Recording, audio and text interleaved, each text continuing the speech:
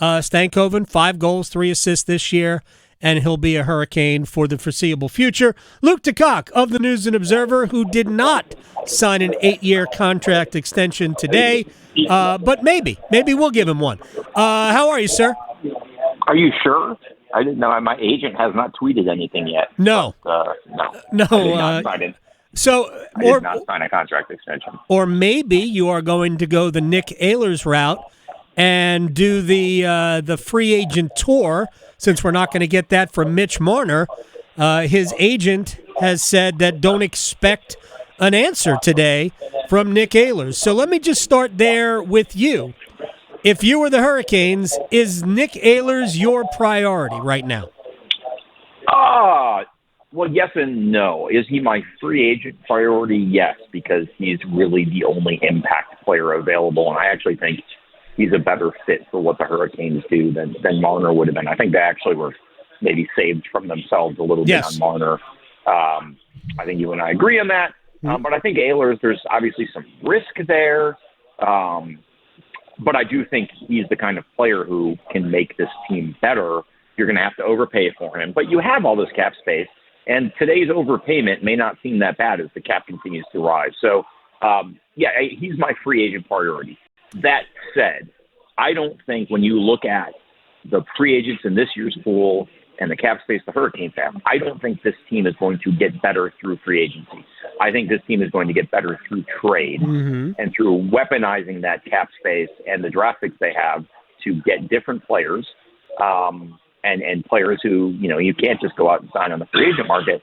That may not happen today. That may not happen this week. It may not happen this month. But I think I have thought all along, especially given how weak this free agent class is, that's the route for improvement for the Hurricanes. I mean, if you go out today and you sign Pius Suter and Nick Perbix, I don't think you've made this team any better, and that's kind of what's out there. Now maybe Suter is as a Jack Drury replacement, just some more depth down the middle, especially if you're going to eventually move Jesperi Kotkaniemi. Maybe that makes sense, but to me, the guys who can help them the most, and these are the names that have stood out to me from the beginning. Rasmus Andersson in Calgary, we know he's available.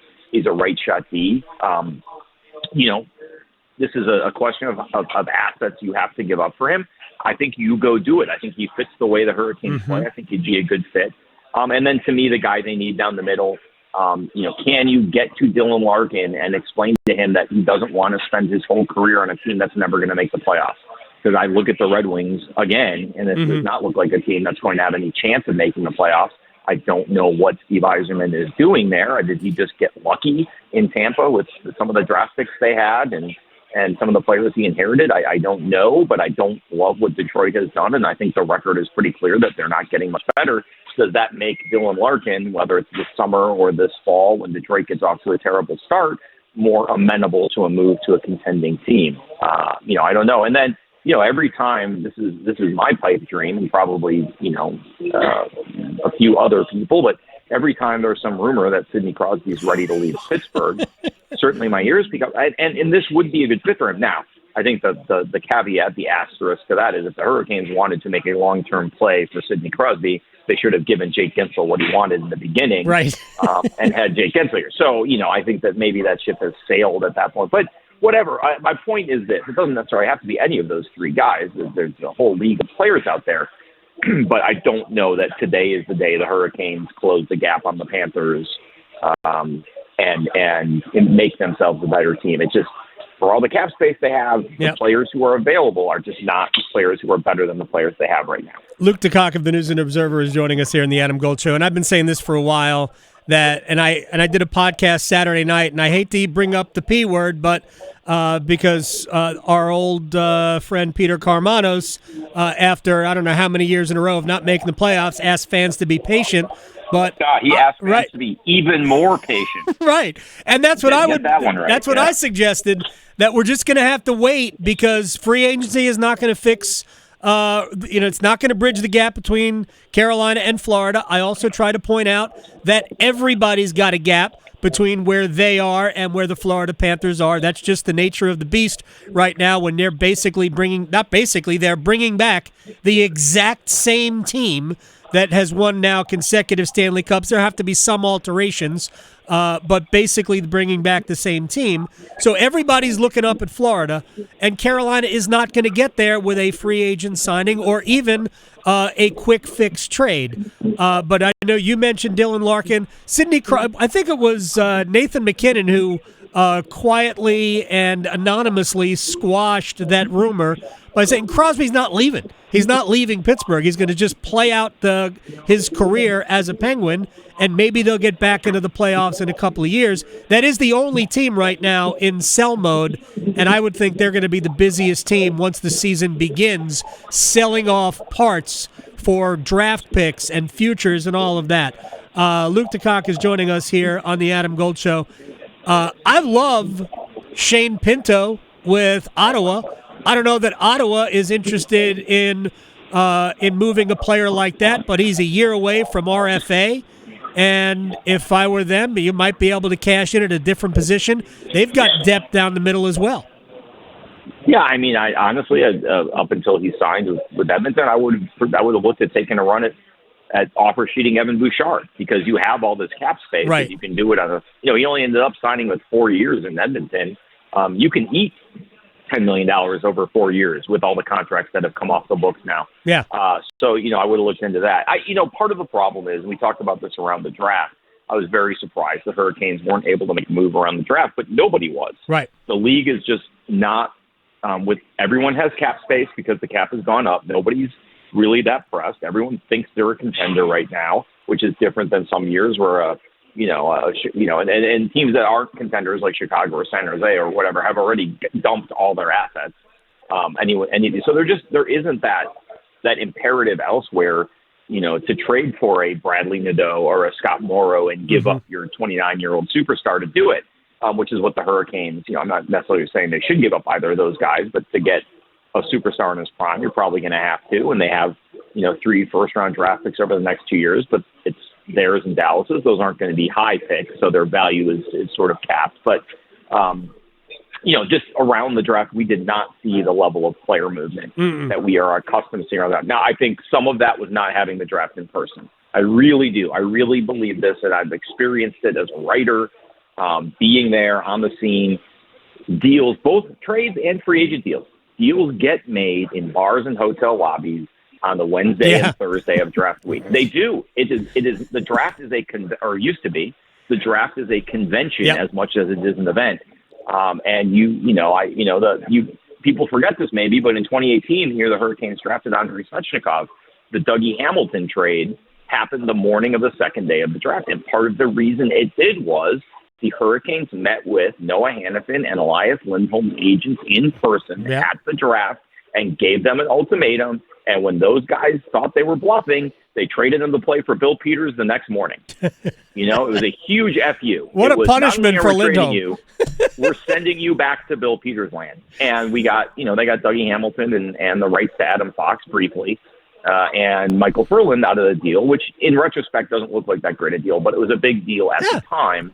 And Dougie Hamilton was obviously key to them making the playoffs in 2019. So no regrets there. But my point is that deal happened in part because you had those sort of particles bouncing off each other and creating friction.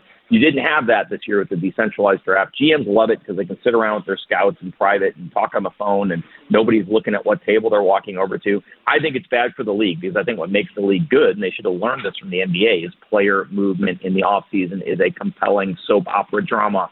And when you don't have that, all you have are a bunch of guys getting drafted who are 18-year-olds that unless you're a huge OHL guy or a draftnik, you don't know, and you're not going to know for 3 or 4 years if they're outside of the first 4 or 5 picks. So I think the NHL's made a huge mistake there. I get why they did it. The fact that the draft took 8 hours didn't help. That was my people at the NHL told me that was not their choice. That was a rights holder issue, and they hated it too. But the point I was making originally is it's hard for everybody to make deals right now, not just the Hurricanes. So the fact that they haven't done anything really says less about them than it does just sort of the whole league is sort of constipated from a trade perspective, and something's going to have to shake something loose for things to get moving. That might take a while, which, as you said, means the Hurricanes might have to be a little patient in terms of being able to make moves that actually make them better. I actually think patience is something that the Hurricanes as an organization are good at, sometimes to their own detriment. But I do think that they wait out the market as well or better than anybody. Real quick, Corey Perry finalizing a deal with the LA Kings. I don't know the terms of it. Brock Besser goes back to Vancouver on a long-term contract. So Besser's off the market. It leaves Nick Ehlers as the only top-flight scoring winger available. This is going to take some time, and the price is probably going up. Real quick, I need two things from Luke DeCock before we have to say goodbye. First is your thoughts on Logan Stankoven. Yeah, I just deal that makes a lot of sense. Lock him in, got a lot of upside. Yeah, it's a deal that makes a lot of sense for the player and the team. You don't mind going term with a kid you think is a really good fit. With the cap numbers, the dollar value is almost immaterial. So just a deal that makes a lot of sense for both the player and the team. That was probably a pretty easy one. I would think. Now, would you consider a player like Mikael Granlund as a free agent signing for Carolina? No, he's not for me. I think analytically speaking, he's probably not for the Hurricanes. I honestly think the only player other than Ehlers out there who makes sense for the Hurricanes is Suter, just because he's the center man. So is Granlund. He's just a lefty. Well, I don't think he makes sense for the Hurricanes. Okay. I'm saying Suter's game makes sense for the Hurricanes, and he gives you a sort of short-term Jack Drury replacement, maybe even a long-term Jordan Staal replacement, as someone who can be your third or fourth line center and anchor a checking line, but also chip in offensively the way Staal used to, and still does occasionally. But I think he's the kind of player where you try to put him in a top six role, you're going to be disappointed. Mm-hmm. In a bottom six role, you're very happy. Unfortunately, I think someone's going to pay him in a top six role just because of the scarcity in the market, Yep. And someone like Granlund, who I'm not a huge fan of as a player, is going to get paid too, because someone's going to get desperate and be like, this guy's better than what we have. So, the other thing the Hurricanes haven't done yet, is hanging out there, is they're going to have to move Jesperi Kotkaniemi at some point this offseason. It's just, there has to be a change there. It's just not working. He held the team back in the playoffs. He's a nice guy. I like his game a lot. It's just not working here. And you've got to get that fixed, even if it means giving up a draft pick to get someone to take him. My guess is he ends up getting traded for another bad contract. It's not his fault he makes what he makes. Obviously, that was the acquisition cost to make that move. But we have enough evidence now that he's not the player people thought he was when he was the third overall pick in the draft. And the Hurricanes, really in terms of playing time and role, they need to move on and get someone else in that slot. So that's got to happen in the next 2 months. Is Elias Lindholm's contract bad enough to take for Jesperi Kotkaniemi? Yeah, and you know what? Again, this is when you have $25 million in cap space, like even if you give Nick Ehlers whatever he's going to get, you still have this incredible surplus of cap space. Yeah. You can take on a bad contract like that, and maybe Lindholm ends up having some kind of rebirth. I don't know. You don't necessarily have to buy him out if you make that deal. But yeah, there's a lot of bad contracts out there with guys who may be able to help you. So it's not that bad a deal. 7.75 for a number 2 center who might get you, 50 to somewhere between 50 and 60 points and play in all situations and play 18, 19 minutes a game. That ain't terrible. My God, man, you will cape for Elias Lindholm no matter what the circumstance. I will. I have no problem doing that. Are you getting kickbacks from his agent? No, I'm not. Look, I don't think he's not a number 1 center, but he's a good, solid number 2, and Carolina doesn't have that. Yeah, no, he can help you, and he can help this team. And you bring him up. It's a good example of the kind of contract that last year you could not have absorbed being up against the cap. And this year, if you want to, with Burns gone and Orlov gone and the cap going up, with your, you've got $6 million committed to your goalies. It's insane. You have the opportunity to make a deal like that. And if it doesn't work, you also have the flexibility to move on. So, if Boston were interested in KK, that would be a great deal. But I'm not sure that they are. No, they're because never mind. I'm not sure that they are. Luke DeCock, I appreciate your time, man. Thank you so much. Enjoy the rest of free agency day and happy Canada Day. Yeah. Oh, yeah. That's today too, huh? And happy Bobby Bonilla Day. Well, that's the real exciting thing of this. It used to be $1.19 million on July 1st was like an NHL free agent salary. And now that's like the minimum salary. Like Bobby Bonilla is getting paid less than a third pairing defenseman. Thomas Nosek makes less than Bobby Bonilla. Just want to say that. I mean, honestly, Bobby Bonilla might. Well, never mind. There you go. All right, I'll talk to you later. All right. Thanks, I'll man. talk to you. Bye. You got it. At Luke DeCock.